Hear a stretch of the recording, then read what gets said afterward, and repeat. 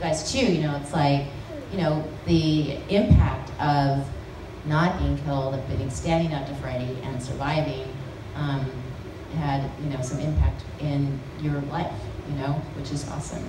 So, and, today's films, still seeing a lot of women getting thrashed and slashed and stuff and horror, but I think that was definitely a beginning of the train, so what do you have to say? I agree with, yeah, everything you said. But what I think is cool lately, what I've noticed,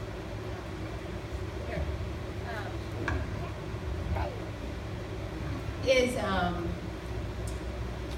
I think our characters actually kind of transcending the gender role, though. I mean, I now really talk to almost as many men as women who say that, Nancy and Alice were actually just role models. It's like, and I think that is progress, because even if you're called a strong woman character, you're still being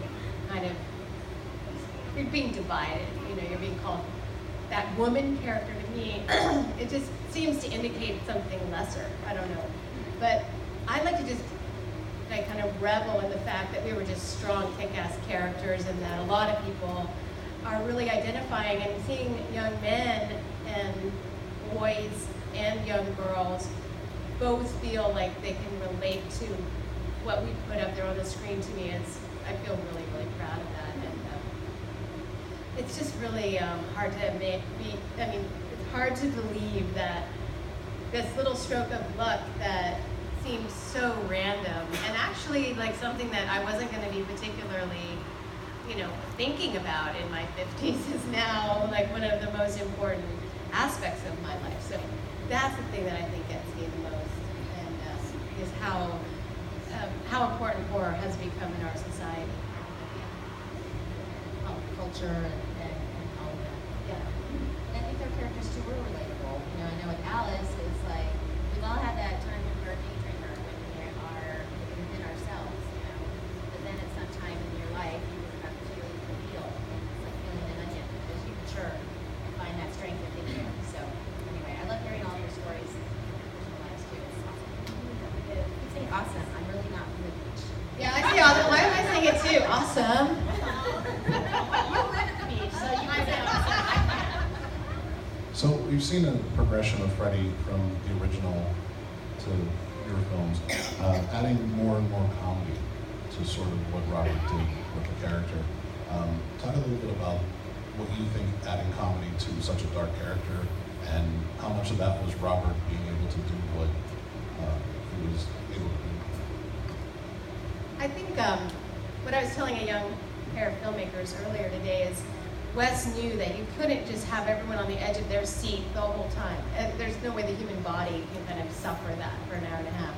And when you laugh, you fully relax after you've laughed, right? You kind of like take that deep breath, and that's what Wes knew about the rhythm of making horror, is that you have to have these little things that get you on the edge of your seat, and you have to laugh and let it all go and let the air out of the balloon, and then you have the really scary thing. And it's this completely predictable formula that Wes uses, and you can almost map it on a chart. And it's absolutely necessary with horror. If anything, a horror movie that doesn't have an element of humor here and there is not going to ever scare you as much as a movie that does have that. It's like laughing takes you off guard. It takes you Right. off guard, and then the kill comes in. You know what I mean? So it's even more startling. And I mean, so many of the situations are just so ridiculous. I mean, and that we need to laugh. And even at death, there's like some aspects of death that, it's important to learn to laugh at death. And I do think that it sounds macabre, but it's something that human beings kind of have to deal with. Like, how are we going to face death? Well, maybe we face it with a laugh. Maybe that's the best thing. And You'll laugh at, yeah. And also I think progression though, from this part of your point was progression from Nightmare 1, 2, 3, and 4. Now 4, can you hear me? Yeah, is it working now? But in 4, I mean, when you think about it, generally horror films aren't generally dark. Oh, there. Okay. Oh, scared myself. The lighting is dark and moody and this and that. Now, going to Nightmare 4, I mean, we've got Freddie on the frickin' beach, okay, putting on Ray-Bans. So we're really going out there, right? And oftentimes we also refer to Nightmare 4 as like the MTV part, you know, the MTV version of A Nightmare on Elm Street. I mean, the amazing music and the truly out-of-the-box jokes and stuff that Freddie's character expresses. Anyway. I've spoken with a lot of guys that have portrayed Jason, and they never really like to talk to the actors or actresses that they were going to murder and things like that. How was Robert Englund behind the scenes? What do you think? You met Robert. He talks your ear off. Yes, he does. And from everything from, remember he was redoing his bathroom, we were talking about grout colors and this, and then we'll go off and talk about, you know, some obscure film, and, you know, or talk about an experience with some amazing actor that he worked with, or audition. He's such a raconteur, it's amazing. So, no, he was like, I mean, I think we're all saying yes, very personable. I was gonna say too, the whole thing about it's make-believe, it's acting. So like not talking to the actors is maybe good for take one. But the thing is, it takes many takes. So when people are like, I don't want to see you. I just did a horror film where the young actress said, I don't want to see you before we do the scene. I want an organic response, to which David Naughton said, what are you going to do for take two, my dear?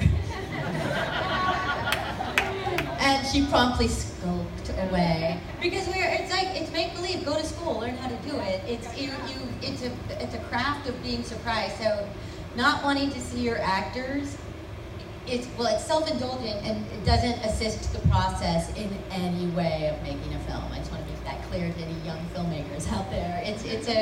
It's technique. It's having tools in your toolbox. It's a skill.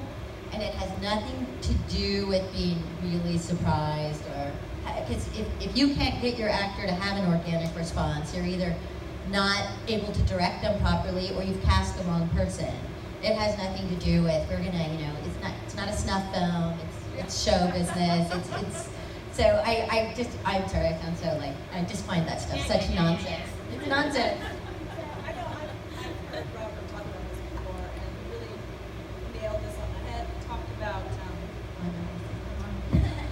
He talked about how he really felt that he was, more the veteran actor on the set, and these young people, because we were all quite young, the newbies, and he would really take us under his wing, and he really did that. And when you feel safe and when you feel loved, you really do better work. And he did that. He did that for all of us, and he took care of us, and he was very nurturing. And to have somebody like that was very approachable and not scary, because it was like we knew the film. By the time we got to 4, ready. And then he's just this warm, lovely human being, and you're like, wow, I feel very safe to do what we're doing. Yeah. I mean, and he interacts with all of his victims in a lot of a different way than Jason interacts with his victims too. And that difference, that might work for them, but maybe because they don't do a lot of give and take, it's like just up here. One final question from me, and then we'll take some audience questions. Heather and Brooke, you have another connection, both working on Just the 10 of Us. Talk a little bit about working together on that series, and then we'll take a couple questions from the audience. Well, I mean, I know I speak for Heather, but we were truly a family, we still are a family. Deborah Harmon is one of my best friends, Joanne Millett, still talking about Purple Power. So when we did that show, it was a very, talk about organic, when we got to set on day one, it was like we had known each other forever. Yeah, and it was just something that for me is extremely near and dear to my heart, and I walked away from that series, especially with Deborah Harmon. So much growth and really knowing how to be a professional and knowing even how to, Deborah would always say, we treat our guest stars with like they're our family, because they, again, review and Brooke really nurture. took that to heart by marrying one of our I really like him. And now they have Sorry, two kids together. She listens to Deborah. But she did. She said they are our family, and if you bring them in and you make them feel loved and comfortable, they do their best work. And I guarantee you, you will be on their series one day, and they will treat you the same.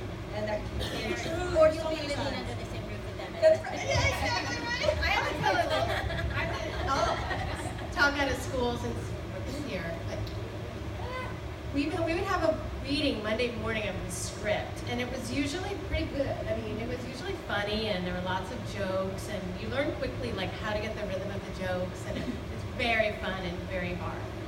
And I'm reading, and I'm looking over at Brookie, and she's just like memorized the whole script.